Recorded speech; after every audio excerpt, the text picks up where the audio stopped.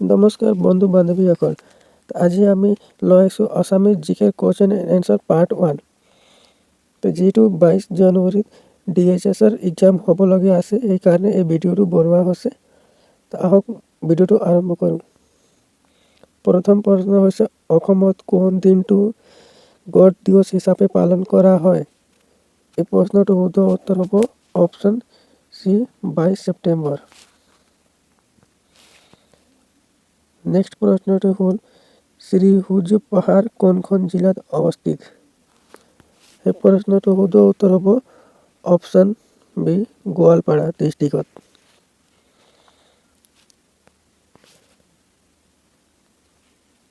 অসমৰ সৰ্বোচ্চ পৰ্বতমালা কোনটো? এই প্ৰশ্নটো শুদ্ধ উত্তৰ হ'ব ব্ৰাইল ৰেঞ্জ।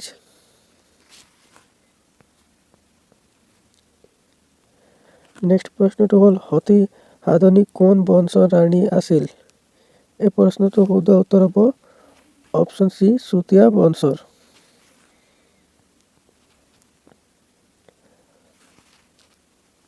নেক্সট প্ৰশ্নটো হ'ল যে, কোনখন ৰাজ্য গুৱাহাটী উচ্চ ন্যায়ালয়ৰ অধিকাৰ ক্ষেত্ৰত অন্তৰ্ভুক্ত নহয়?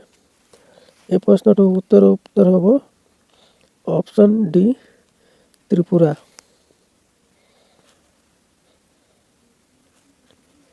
ছয় নম্বৰ প্ৰশ্নটো হ'ল যে, অসমৰ চিকিৎসা মহাবিদ্যালয়খন পূৰ্বতে নামেৰে জনাজাত আছিল? শুদ্ধ উত্তৰটো হ'ব বেৰী চিকিৎসা বিদ্যালয়। নেক্সট প্ৰশ্নটো হ'ল যে, মাউণ্ট এভাৰেষ্ট আৰোহণ কৰা প্ৰথম অসমীয়া কোন? এই প্ৰশ্নটো হ'ব তৰুণ শইকীয়া।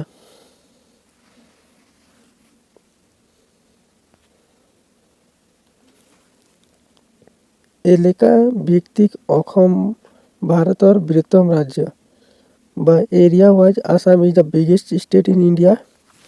এই প্ৰশ্নটো শুদ্ধ উত্তৰ হ'ব অপশ্যন ডি, 17th।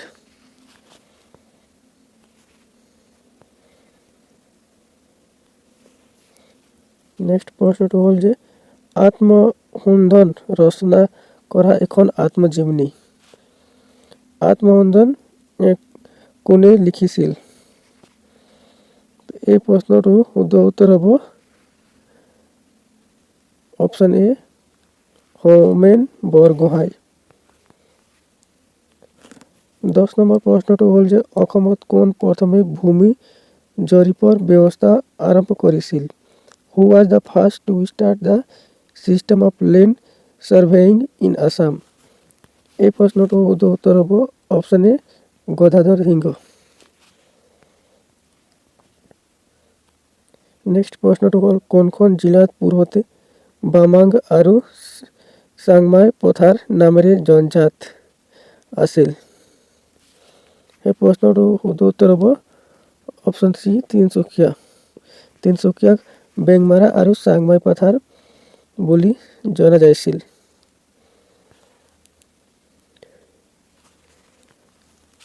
বাৰ নম্বৰ প্ৰশ্নটো হ'ল যে, অসমৰ প্ৰথম ক্ৰীড়া দূত হিচাপে কোন নিযুক্তি লাভ কৰে?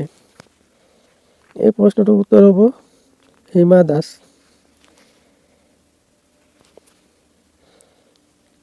কোনজন অসমীয়া সাহিত্যিক উপন্যাস সম্ৰাট বুলি জনা যায়? এই প্ৰশ্নটোৰ শুদ্ধ উত্তৰ হ'ব অপশ্যন চি, ৰজনীকান্ত বৰদলৈ।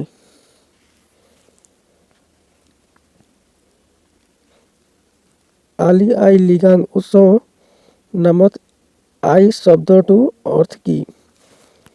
আই শব্দৰ অৰ্থটো হ'ল ফল মূল।